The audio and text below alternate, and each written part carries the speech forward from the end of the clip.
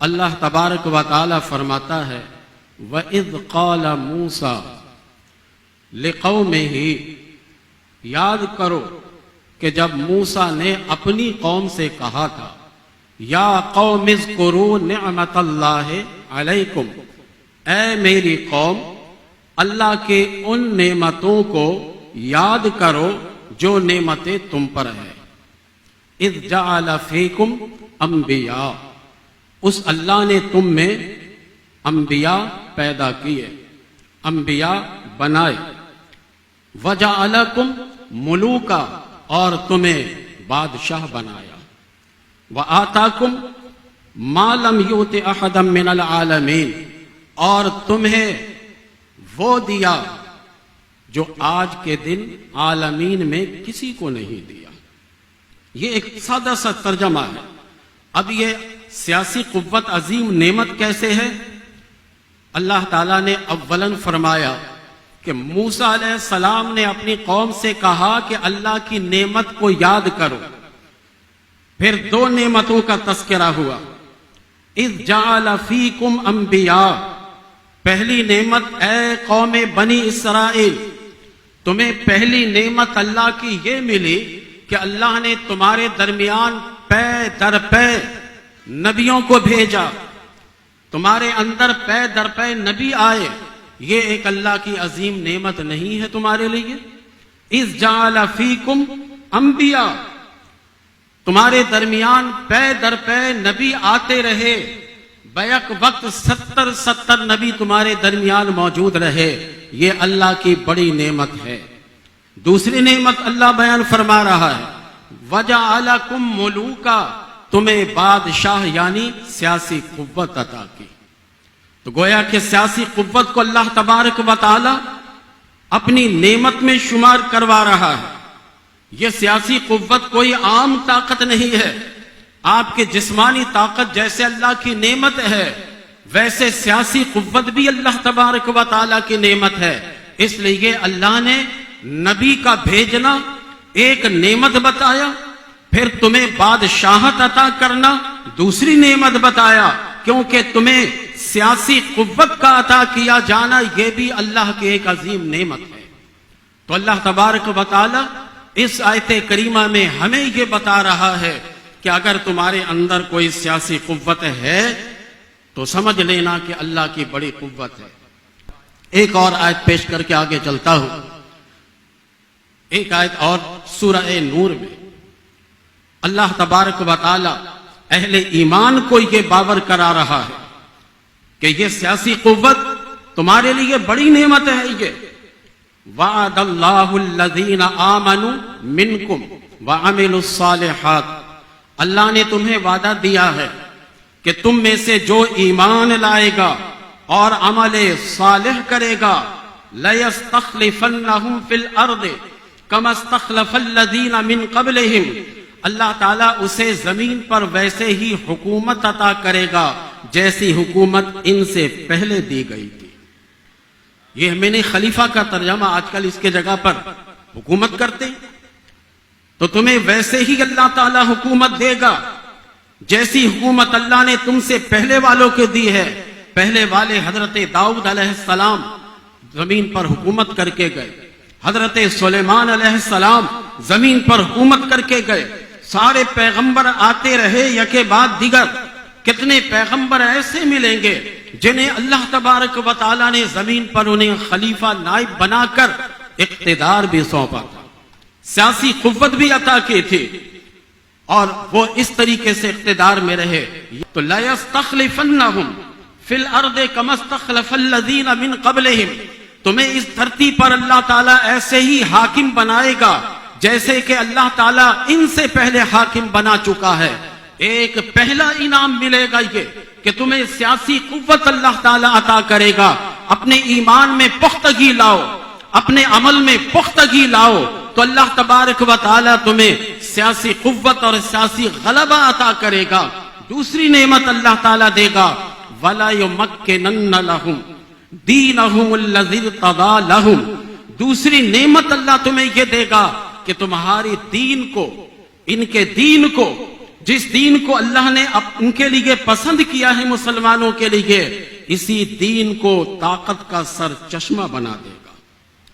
دین اسلام کمزور نہیں ہے، دین اسلام طاقتور دین ہے۔ یہ اگر تم نے ایمان پر اپنے آپ کو پختگی کے ساتھ رکھا، عمل صالح کرتے رہے، تو تمہارے دین کا روب و دبدبا کافروں پر ایسا ہوگا کہ کافر دیکھ کر کہے گا کہ یہ مسلمان آ رہا ہے، ہٹ جاؤ۔ یہ پرانے لوگ جو بیٹھے ہیں یہ بتائیں گے کہ ایک وقت ایسا ہوتا تھا، مسلمان سر پہ ٹوپی رکھ کر آ رہا ہے، چہرے کو اپنے داڑھی سے سجا کر آ رہا ہے، غیر مسلم دیکھ کر کہتا تھا میاں جی آ رہے ہیں، راستہ دے دو۔ آج ہمیں دیکھ کر ٹھٹھے کرتا ہے، تو مقصد یہی ہے کہ ہمارے ایمان میں کوئی کمزوری ہے، ہمارے اعمال میں کوئی کمزوری ہے۔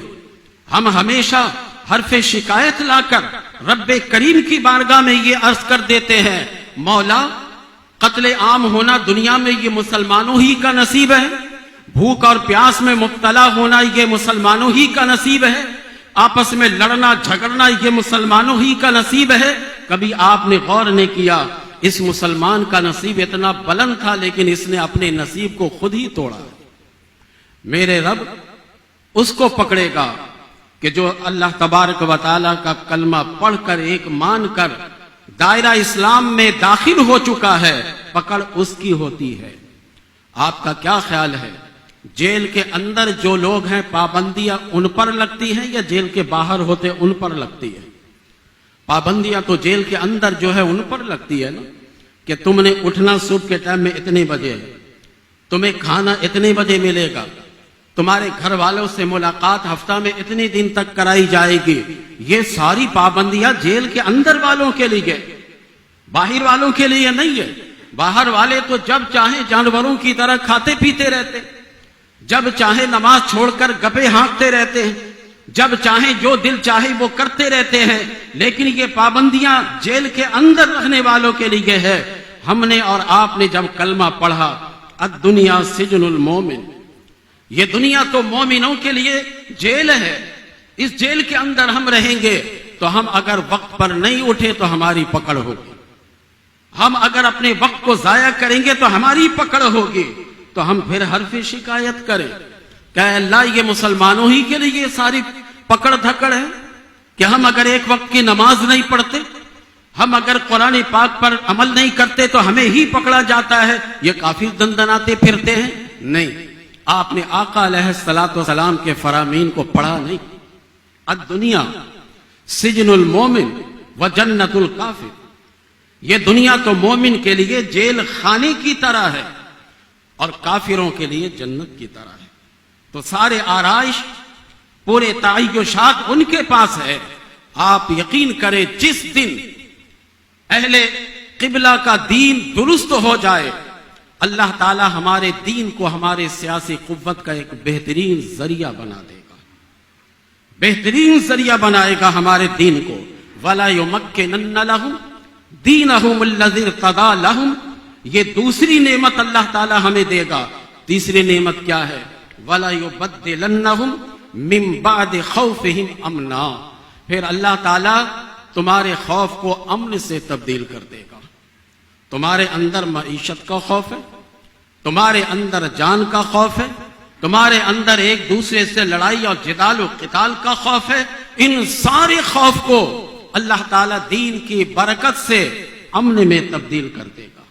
یعبدوننی لا یشرکون بی شیئا، میری ہی عبادت کیا کرو، میرے ساتھ کسی کو شریک نہ ٹھہرایا کرو۔ ومن کفر بعد ذالک فاولئک هم الفاسقون، اس سمجھانے کے بعد بھی جو انکار کر دے یہی لوگ فسق و فجور والے ہیں۔ دیکھیں اس میں بھی سیاسی قوت کو نعمت عظیم میں شمار کیا گیا۔ اب یہ سیاسی قوت ہمیں ملے گی کیسے؟ یہ نعمت ہمیں کہاں سے ملے گی؟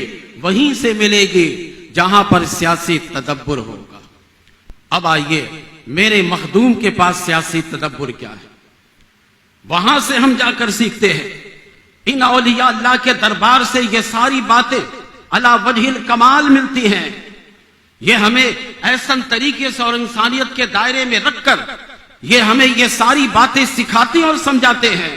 اب ہم مخدوم پاک کے دربار میں چلتے سیاسی تدبر لینے کے لیے کہ میرے مخدوم کے پاس سیاسی تدبر کس قدر تھا، سیاسی سمجھ کس قدر تھی میرے مخدوم کے پاس۔ چلتے ہیں ذرا سا ہم وہاں۔ 1405 عیسوی میں میرے مخدوم کا وصال ہے، 1405 عیسوی میں، اور ہجری کے اعتبار سے 808 ہجری ہے۔ تو میں آپ کو سن عیسوی سے اس لیے بتا رہا ہوں کہ زیادہ تر یہ جو دنیا دار ہوتے ہیں یہ عیسوی ہی زیادہ یاد رکھتے ہیں۔ مخدوم سید اشرف جہانگیر سمنانی رحمت اللہ تعالی علیہ جس سال آپ کا وصال ہوا تھا 1405 عیسوی میں، اسی سال ہوشنگ شاہ غوری مالوی بادشاہوں میں سے ایک بادشاہ تھا، وہ تخت نشین ہوا۔ اس نے میرے مخدوم کی شہرت سنی ہوئی تھی کہ مخدوم اشرف ایک ایسے شخص کا نام ہے جو بہترین سیاسی تدبر رکھتا ہے، تو میں بادشاہ بنا ہوں تو میں کم از کم ان سے رہنمائی تو لے لوں۔ ہوشنگ شاہ غوری جو مالوی بادشاہ کا تھا، یہ جیسے ہی برسر اقتدار آیا اس نے آتے ہی میرے مخدوم کو ایک خط لکھا، حضرت میں بادشاہ تو بن گیا ہوں لیکن مجھے سیاسی تدبر نہیں ہے، آپ اس سلسلے میں میری رہنمائی فرمائیے۔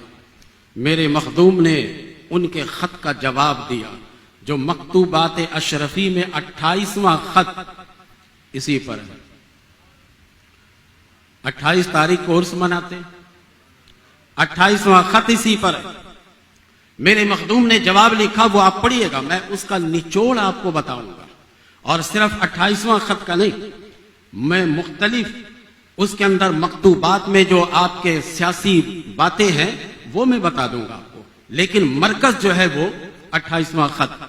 ہوشنگ شاہ غوری مالوی، اس نے جب خط لکھا تو مخدوم پاک علیہ الرحمہ کا وصال اسی سال ہوا ہے، 1405 عیسوی، اور سن ہجری لیجئے گا تو 808 ہے سن ہجری۔ آپ نے خط لکھا، تمہید باندھی، آپ نے باندھ کر کہا کہ اب ہم اصل مسئلے کے طرف آتے ہیں میرے برادر۔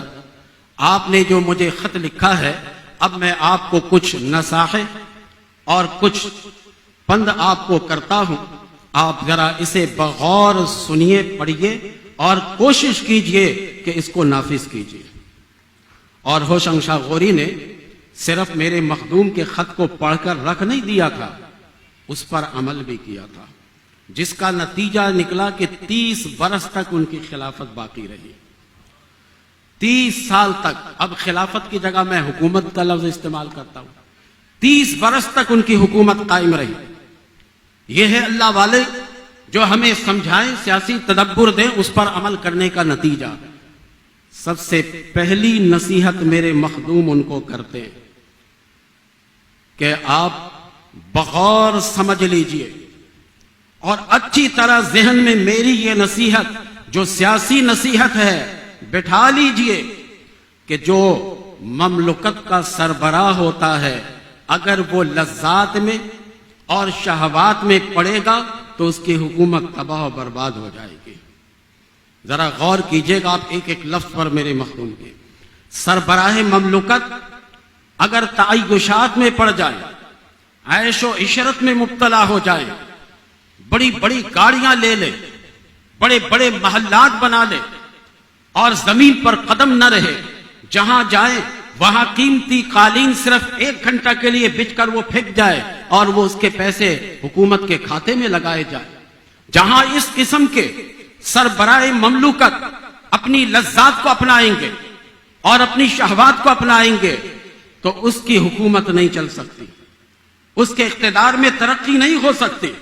حتی الامکان سربراہ مملکت کو چاہیے کہ وہ اسلام کی پاسداری کرے، نشہ آور چیز سے بچے، کیونکہ نشہ کی وجہ سے انسان کا ذہن صحیح کام نہیں کرتا۔ اب میرے مخدوم نے جب یہ بات کی نا تو کر کے پھر ایک اسی خط میں سمجھایا کہ جب سربراہ مملکت لذات و شہوات میں پڑ جاتا ہے تو پھر پورے رعایا پر اس کی نحوست کیسے آتی ہے، ذرا سنیے۔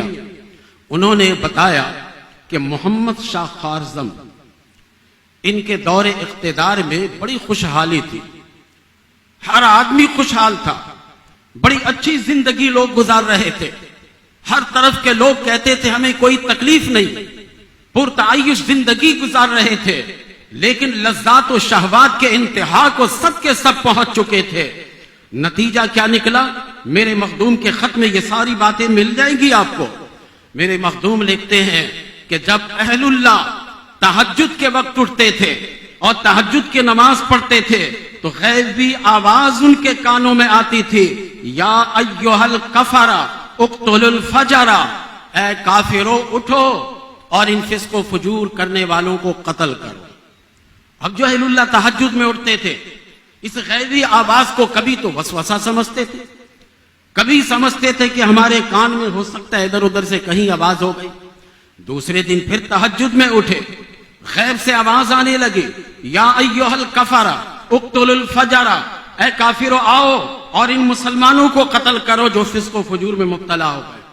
اس قوم کے اندر سوائے اس کے اور کوئی مرض نہیں تھا کہ وہ قوم لذات و شہوات میں مبتلا ہو گئی، تعیشات میں مبتلا ہو گئی۔ وہ قوم سربراہ مملکت بھی وہ لذات و شہوات میں مبتلا ہو گئے۔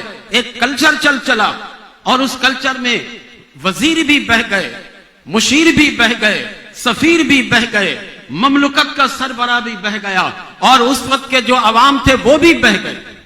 ایک چینل چل چکا۔ اب جب ایسا ہوا تو مخدوم پاک کہتے ہیں کہ اب اللہ کی پکڑ آنے لگی۔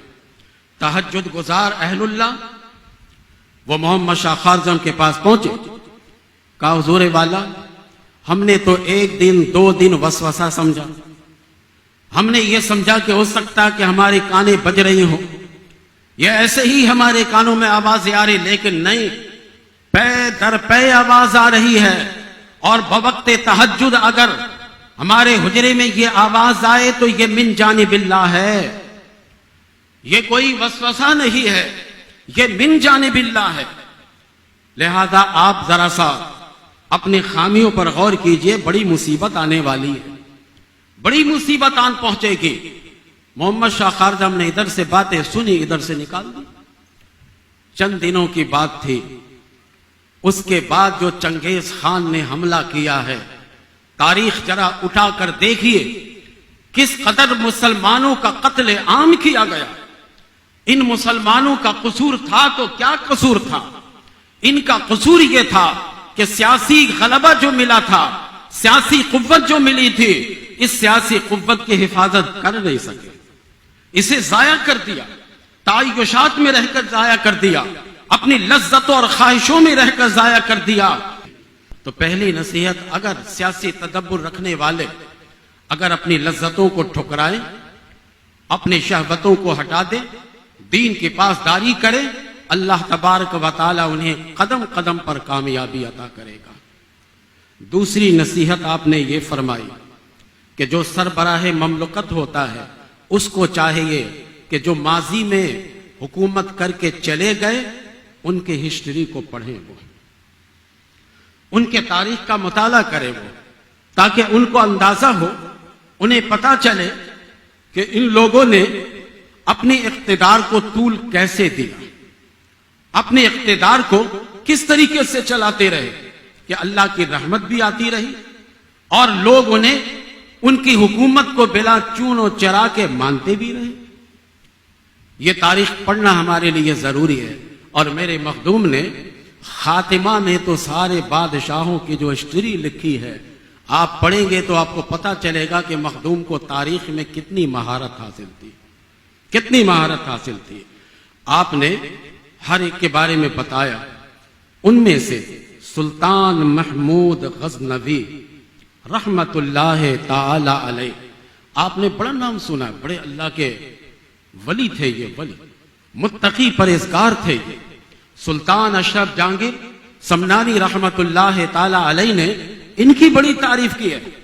سلطان محمود غزنوی یہ سید تھے، یہ سادات میں سے تھے، لیکن ہر زمانے کا ایک ترہ ہوتا ہے نا، शैतानी वसफ, नहीं जी वो सैयद तो कल बना है, सैयद है कहाँ? उन पर भी लोग उंगली उठाते थे। और ये एक ऐसा एतराज होता है कि इसका जवाब बुखारी खोल कर हम थोड़ी दे सकेंगे, इसका जवाब कुरान करीम खोल कर नहीं दे सकेंगे ना। फंस जाता है आदमी, क्या जवाब दे? भाई छोड़ो, तुम अपना काम करो, मुझे नहीं मानते हो मत मानो, मैंने कोई रिश्ता थोड़ी तुम्हारे घर में मांगना है, मत मानो तुम। एक वसवसा, शैतानी वसवसा आता है। तो उनके मुतालिक भी बड़ी आवाजें उठती थी कि महमूद गजनवी सैयद है नहीं, लेकिन अपने आप को सैयद कहलाते हैं। बड़े परेशान रहते थे ये। एक दिन अपने महल में थे, अचानक अपनी खिड़की से देखा कि एक तालिब इल्म दूर बैठा एक चिराग को रोशन किए उससे सबक याद कर रहा है। और जब इबारत किताब से देख लेता है तो इबारत को फिर गुल कर देता है ताकि तेल ज्यादा खर्च ना हो।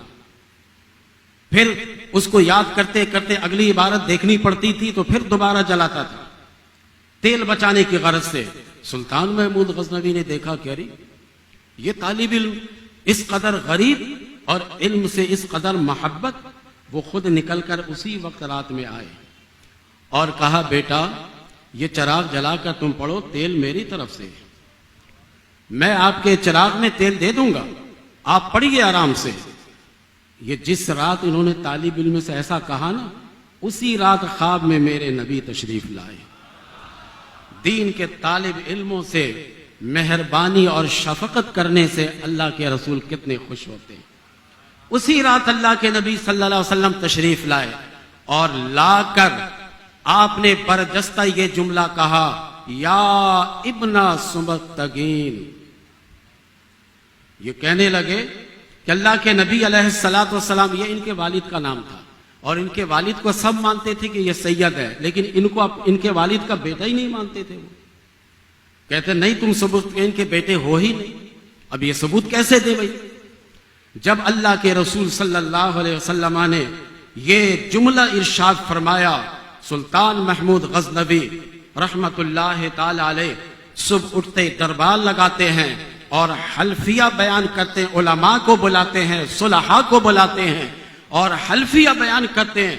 आज रात मैंने आकाए दो जहां सरवरे कायनात मफखरे मौजूदात सल्लल्लाहु अलैहि वसल्लम को ख्वाब में देखा है। मेरे आका ने आकर मुझसे यह कहा, या इब्ना सुबक्तगीन। उलमा जानते थे, सुलहा जानते थे और उस जमाने के अवाम भी जानते थे कि जिसके ख्वाब में नबी आए तो नबी ही होते हैं।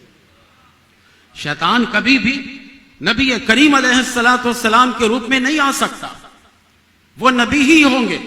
सब ने उस दिन के बाद से तौबा कर ली और सुल्तान महमूद गजनवी रहमतुल्लाह ताला अलैह को सादात में शुमार करने लगे। अब इनके बारे में मेरे मखदूम लिखते कि तुम अय्याम माजिया के जो खुलफा गुजर चुके, जो सरबराहान गुजर चुके, उनके तारीख को पढ़ो। बिलखुसूस आप सुल्तान महमूद गजनवी की 5 आदतों को जरूर अपनाइएगा। उनकी 5 आदतें ऐसी थी कि जिसको वो कभी अपने से जुदा नहीं करते थे। अब वो 5 आज सियासी तदब्बुर के तौर पर जरा सुनिए कि क्या 5 आदतें थी उनकी। पहली आदत सुल्तान महमूद गजनवी के बारे में मखदूम पाक लिखते हैं, उनकी ये थी कि जो उनके रियाया में गरीब थे ना, उनको खुफिया तौर पर अपने तौर पर मुआवनत करते थे और मुआवनत में 2000 दिरहम से कम कभी दिया ही नहीं। और कपड़े भी देते थे और ऐसे देते थे कि किसी को पता ही नहीं चलता था, किसी वजीर को नहीं पता लगता, किसी मुशीर को नहीं पता लगता। बस यही है कि जैसे दाहिने हाथ से दो तो बाएं हाथ को पता ना चले। इसी अंदाज में सुल्तान महमूद गजनवी अपने रियाया के गुरबा की मदद करते थे और मदद में 2000 दिरहम से, उस जमाने का 2000 दिरहम सोचिए जरा कितना होगा। आप अपने पाकिस्तान में कुछ पहले चले जाइए, 2000 रुपए की बड़ी कीमत थी और उस वक्त 2000 दिरहम गरीब को देते थे और साथ ही साथ उन्हें लिबास भी दिया करते थे और कहते थे कि खबरदार, न मैं किसी को बताऊंगा न तुम किसी को बताओगे। मेरे मखदूम कहते हैं कि आप भी ये आदत अपना लीजिए।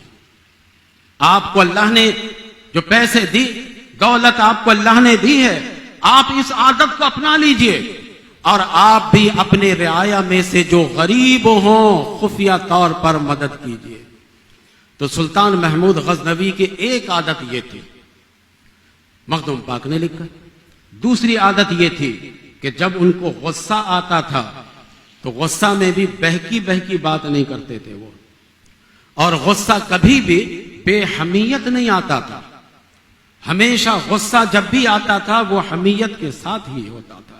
میرے آقا علیہ الصلوۃ والسلام کی مثال، اعلیٰ مثال موجود ہے کہ میرے آقا علیہ الصلوۃ والسلام بھی جب غصے میں آتے تو کبھی بھی شریعت سے ہٹ کر ایک بات بھی نہیں کہتے تھے۔ آپ چاہے جلال میں رہتے، چاہے جمال میں رہتے، کہتے وہی بات جو شریعت کے مطابق ہوتی۔ حضرت عبداللہ بن عمرو جب یہ نبی کریم صلی اللہ علیہ وسلم کے دربار میں آپ کی باتیں لکھ لیتے تھے نا، تو کچھ صحابی نے ان کو روکا کہ تم بیٹھ کر ہر بات لکھ لیتے ہو، حضور پر کبھی غصہ طاری ہوتا ہے، کبھی عام حالت میں رہتے ہیں اور تم ہر بات لکھ لیتے ہو، کبھی غصہ میں کوئی جملہ کہہ دیتے وہ تو غصہ کا جملہ ہے، تم ہر بات لکھ لیتے ہو۔ انہوں نے کہا تو کچھ نہیں، سیدھے آقا کے دربار میں پہنچے اور پہنچ کر کہنے لگے حضور میرے ساتھی مجھے روک رہے ہیں اور کہتے ہیں کہ ہر بات مت لکھا کرو۔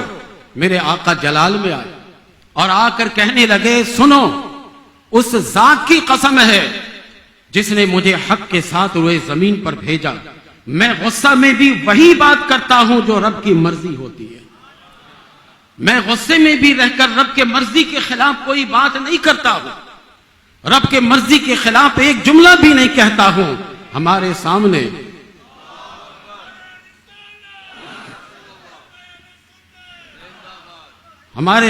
یہ آئیڈیل موجود ہے، ہمارے سامنے یہ اسوہ حسنہ کا یہ پہلو موجود ہے، ہمارے سامنے سیرت کا یہ پہلو موجود ہے۔ میرے آقا سے بڑھ کر بھی کوئی سربراہ ہو سکتا ہے؟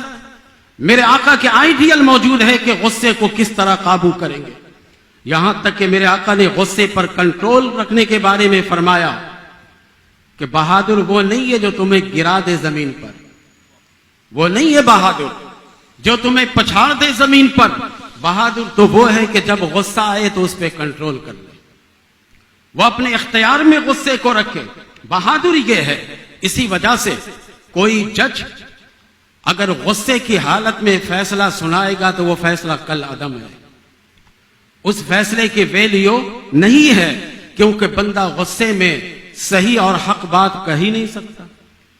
تو میرے مخدوم نے سلطان محمود غزنوی کا یہ دوسرا پہلو انہیں بتایا کہ اے ہوشنگ، آپ اس پہلو کو بھی اپنائیے گا اور آپ کبھی بھی غصے میں آ کر داہی تباہی کا کام مت کیجیے گا، آپ تاریخ کا مطالعہ کیجیے گا تو وہی بادشاہ تباہ ہو گیا کہ جو بادشاہ غصے میں آ کر رعایا پر برسنے لگتا تھا، جو بادشاہ غصے میں بھی حق کا ساتھ نہیں چھوڑتا تھا وہ کافی طویل اقتدار پر رہ کر گیا۔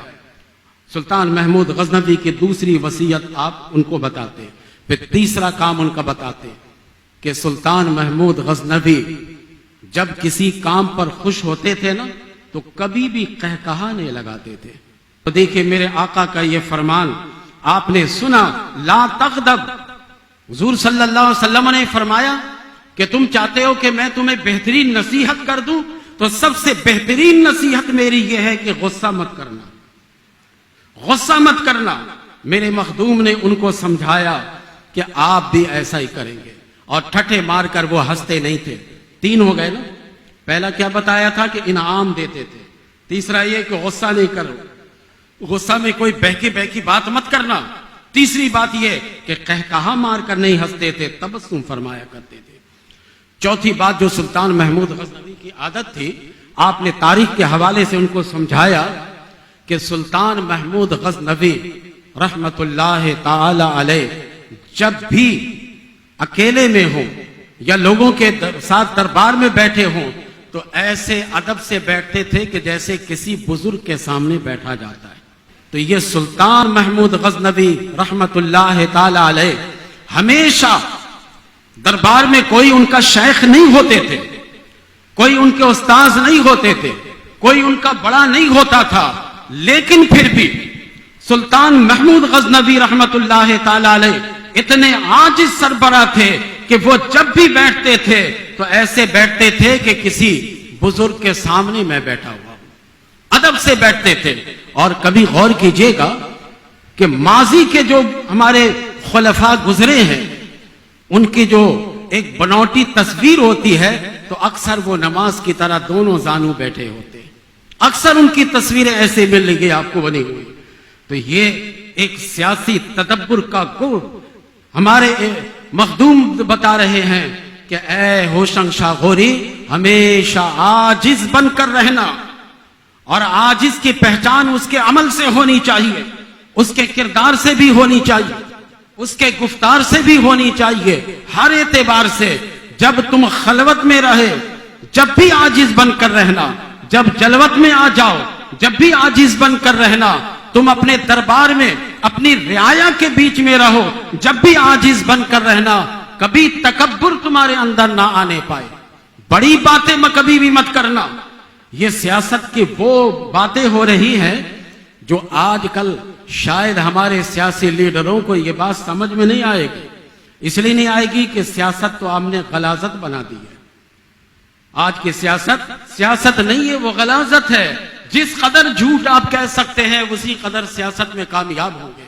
लेकिन हमारी असल सियासत, इस्लामी सियासत ये है कि जिस कदर अदब व आदाब का ख्याल करेंगे, जिस कदर भी आप अपने अंदर आजिज़ी और इंकिसारी लाइएगा, उसी कदर अल्लाह तबारक व तआला आपको फौकियत और बरतरी देगा। पांचवी बात आप बताते हैं, चार तो हो गए ना, पांचवी बात ये बताते हैं कि सुल्तान महमूद गजनवी रहमतुल्लाह ताला अलैह कभी इस काम को भी नहीं छोड़ते थे कि हमेशा उनकी ख्वाहिश रहती थी कि मैं उलमा और सुलहा की सोहबत में बैठूं। ये हमेशा उनकी ख्वाहिश रहती थी, क्योंकि उलमा और सुलहा की सोहबत में बैठना दरअसल कुछ ना कुछ सीखना है। उलमा कैसी ही गुफ्तगू क्यों ना करे, कुछ ना कुछ सीख कर वहां से उठिएगा आप। तो ये 5 खुसूसियात उन्होंने बताई। तीसरी नसीहत आपने होशंग शाह गोरी को की कि देखो, तमाम मुहिम्मात, तमाम अहम काम को मशवरा के बगैर मत करना। फिर मेरे आका अलैहिस्सलातु वस्सलाम जब कोई काम करने के लिए आगे बढ़ते, साहबा के झुरमुट को लेकर बैठते और मशवरा करते।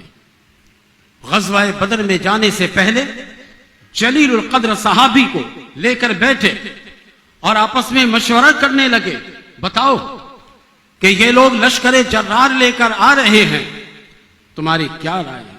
मेरे नबी उसके मुकाबले से पीछे नहीं हटते, मशवरा ले रहे। मशवरा बड़ी अच्छी चीज है।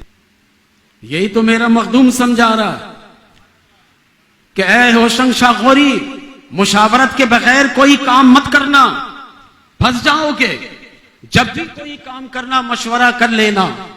जिन जिन लोगों ने मशवरा से अपनी हुकूमत की है, इख्तिदार की संभाला है, वकार के साथ रहे, इज्जत के साथ रहे और तवील अरसे तक रहे, तवील अरसे तक लोग उसको वोट देते रहे, आते रहे, ये वकार के साथ रहे, तो आप अपना काम मुशावरत से कीजिएगा।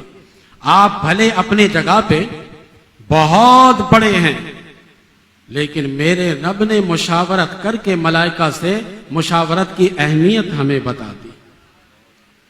आप भले अपने जगह पे बहुत अक्लमंद हैं, आप सुकरात और बुकरात के शागिर्द हैं, आप अरिस्तातालीस के शागिर्द हैं, लेकिन मेरे नबी से ज्यादा अकल रखने वाले नहीं है। जहां आकर अकल घुटना टेक दे, वहां पर मेरे नबी की अक्ल शुरू होती है। जब मेरे नबी ने मुशावरत की है तो ऐ अक्लमंदो, तुम भी मुशावरत कर लिया करो।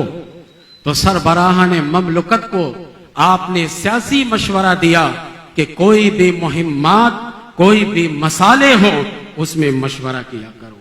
صحابہ کی نظیر بھی ہمارے سامنے موجود ہے کہ صحابہ کرام رضوان اللہ تعالی علیہم اجمعین وہ بھی جب کوئی کام کرتے تھے خلفاء کے آپ باتیں دیکھے آپس میں مشورہ کر لیتے تھے، مشورہ کے بغیر وہ کوئی کام کرتے نہیں تھے۔ تو یہ جو سیاسی باتیں بتا رہے ہیں اس نے جب یہ ساری باتیں اپنائی نا تو ان کے اقتدار 30 برس تک قائم رہی، 30 برس تک، اور 30 برس تک جو ہے وہ اقتدار میں رہے، یعنی 1405 ہجری میں عیسوی میں وہ بیٹھے اور 1435 عیسوی تک وہ اس پر قائم و دائم رہے۔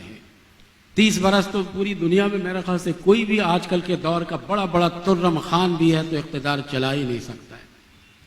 جس نے کہا تھا کہ ہم 30 برس چلائیں گے 15 برس میں ہی ان کی چھٹی ہو گئی، بھاگو یہاں سے۔ 30 برس تک سلطان محمود غزنوی نے حکومت چلائی ہے، 30 برس تک۔ بلکہ اگر اکائی کو لے لیا جائے تو 30 برس کی عمر میں یہ خلیفہ بنے اور 61 برس کی عمر میں ان کا انتقال ہوا تو 31 سال تک حکومت چلائی۔ 31واں سال مکمل نہیں ہے تو اس کو پورے بھی کر سکتے کم بھی کر سکتے، تو 31 سال تک اقتدار پر رہے۔ تو آپ کو اگر اقتدار پر جمے رہنے کی خواہش ہے تو ان جیسے اکابرین بزرگان دین کے سیرت اور کردار کو پڑھیے، یہ آپ کو بتائیں گے گل کہ کس طریقے سے ہم نے اقتدار کو چلانا ہے، کس طریقے سے ہم نے اقتدار کو آگے بڑھانا ہے۔ تو 3 مشورے جو انہوں نے دیے میں نے آپ کے کوش گزار کر دیے۔ اب یہ جن جن لوگوں تک یہ باتیں جا رہی ہیں اگر وہ ان کو اپنائے تو یقین جانیے کہ وہ بھی کامیابی حاصل کریں گے۔